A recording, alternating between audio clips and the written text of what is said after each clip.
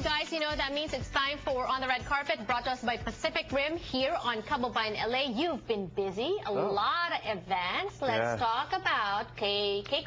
KCon. Last weekend. Oh yeah, that's a big thing, especially now that K-pop has become popular because of Psy. I mean, K-pop's been around forever, but Psy has pushed it with the Gangnam Style, and Chris is a big K-pop fan. So a huge K-pop fan. It was absolutely insane. You know, it was some of 4 Minute is definitely, you know, been around for a little bit, but some of the newer K-pop groups were there and they performed, and it was insane. I mean, people got trampled. We talked to a girl that got stomped on. I mean, it was insane. It was thousands of people. Over 10,000 actually. Yeah. There's panels, there's just different things happening, and then the end of the night is a big concert. And of course, it's K-pop, it's KCon, but there were Filipino representations at that event. Let's start with Amy Lee Lucas. She's a choreographer. Yeah, what is crazy is they use a lot of Filipinos, because Filipinos are amazing in dancers, so they use a lot of Filipinos. They fly them over to Korea, and they actually are the choreographers for the music videos, for the performances, for the shows. And so they had a panel, and it was all Filipino dancers who talked about choreographing some of the most memorable, you know, dances in K-pop. And if you're a K-pop fan, you know, like, the dances are as important. Just like with Psy, the dances are important as a song. And so choreographers, most of them are Filipino here from America. And Amy Lee also talks about Sandara Park, who's Korean, by the way, but was raised in the Philippines. She speaks Tagalog and all that. Here's an interview with her. I worked with Sandara Park when I first worked with 21 in Korea, and it was amazing because I've heard about her being a huge celebrity in the Philippines, and she speaks better Tagalog than I do. And she even made fun of me for it. But I think she's really sweet, and she's shy, and at the same time she can turn on her performance when she goes on stage. So I love that she could do it in the Philippines and go back to Korea and be a star, so I think anyone could do it. How did you work with her? Like, what did you guys do together? Like, what was your collaboration with her? You know, I started 21 before they were 21. I started there when they were, I guess, picking the 4 girls to be in the new girl group, and they didn't even have a name yet. So I was training them, and I helped them with Fire, helped them with In the Club, Let's Go Party, and I ended up choreographing my own song with Park Boom. So, yeah. K-pop. Just looking at her makes me want to dance. Did you get any moves from her? Well, she's an amazing dancer, so she gave us a little something. So, you know, we might have to put a little video together. AJ Raphael was there too. Did he dance? He didn't dance, but you know what was insane? He got to open up the show. He got to perform in front of 10,000 people, so that's huge for him. I was following him on Twitter. I do follow him on Twitter, and he was tweeting about it as well. Here's an interview with AJ Raphael.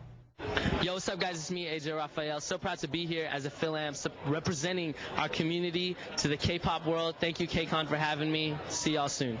K-pop is a whole, and it's not even a trend. It's like a big thing that impacts, you know, this audience, and they have the most loyal, crazy fans ever, right? But when I found out, special thanks to Abe Lim for, you know, helping that happen. But it was an honor, big honor, you know, because I'm not even Korean. You know, John is Korean. But it's cool that me and John, you know, get to do something. I'm even wearing the Knock Steady shirt, you know what I mean? Repping Dumb and all that stuff. But I'm stoked. I'm stoked.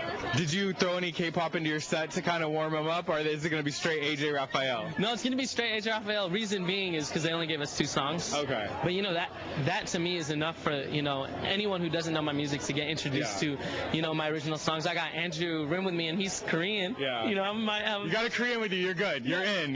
Because at soundcheck they were talking to me in Korean, and Andrew had to like translate for me. You know what I mean? Yeah, it was. Andrew's a lifesaver right now. Andrew's a lifesaver. Next time you open up for K-pop artists, we want to see you in like real flashy outfits, the whole makeup, background dancers, everything. Everyone here. I mean, I went backstage, and I mean, shame on me for not knowing the faces of the groups, but everyone looks amazing. You know, especially the ones with the blonde hair and like the crazy suits and the super tight skinny pants. Like, I wish I could pull that off, dude. I'm gonna do it next time, I think. You're gonna do it next time. Vans, I'm not really. We're gonna K-pop you out. Why don't we do that for Halloween? Yeah, K-pop. Okay, we'll talk about that. But for now, premiere of Alex Cross. Yes, the big movie. It's a #1 selling book. They turned it into a movie, and Matthew Fox was at the red carpet. He plays the bad guy. He plays the psychotic killer, and we got to talk to him. And he lost so much weight for the role, and you could tell he really took this seriously. Yeah, leave it to Chris Tronson for getting all the interviews with the big stars. Yeah, it was just a lot of work, the physical part. I had an idea for the guy, what he would look like, and that image popped into my head when I read the script very early on, and I felt that he burned at a sort of an energy level that was so intense that it would almost be eating away at his own body. He would be so completely efficient. So I started working on that, and that required about 5 months of not eating things that I really love to eat, and that was a big sacrifice to me because I really do enjoy eating.